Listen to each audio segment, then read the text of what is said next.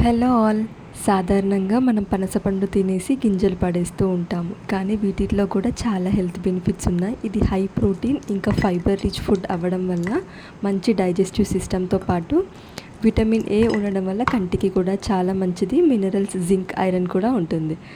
వీటితో మనం కుర్మా, కర్రీ ఎలాగైనా చేసుకోవచ్చు. చపాతీలోకైనా, రైస్లోకైనా చాలా బాగుంటుంది. నేను వీటితో చేసి బేసిక్ కర్రీ చూపిస్తున్నాను. ముందుగా దీనికోసం సాల్ట్ వేసుకొని గింజలు 10 మినిట్స్ బాయిల్ చేసుకోవాలి. తర్వాత పీల్ తీసేసి కట్ చేసుకొని పక్కన పెట్టేసేయాలి.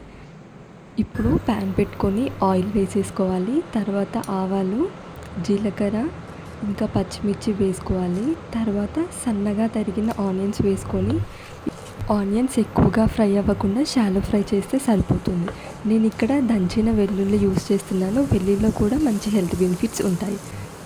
ఇప్పుడు 1/2 టేబుల్ స్పూన్ పసుపు, తర్వాత 2 మీడియం సైజు టొమాటోస్ ఇక్కడ వేస్తున్నాను నేను.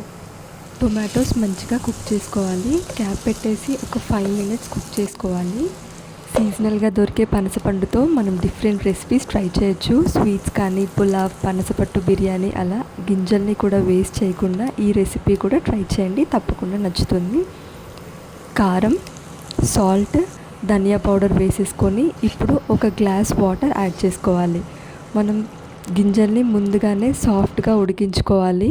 అలా వాటర్ మరుగుతున్నప్పుడు మనం ముందుగా ఉడకబెట్టుకున్న గింజల్ని యాడ్ చేసేసుకోవాలి. ఫైనల్గా కొత్తిమీర వేసుకొని సర్వ్ చేసుకోవడమే. ఏ రెసిపీ ట్రై చేసినా పనసపండుతో హిట్టే. అలా ఈ రెసిపీ కూడా ఎన్నో హెల్త్ బెనిఫిట్స్తో ఉండే గింజల రెసిపీ కూడా ట్రై చేయండి, మీకు తప్పకుండా నచ్చుతుంది.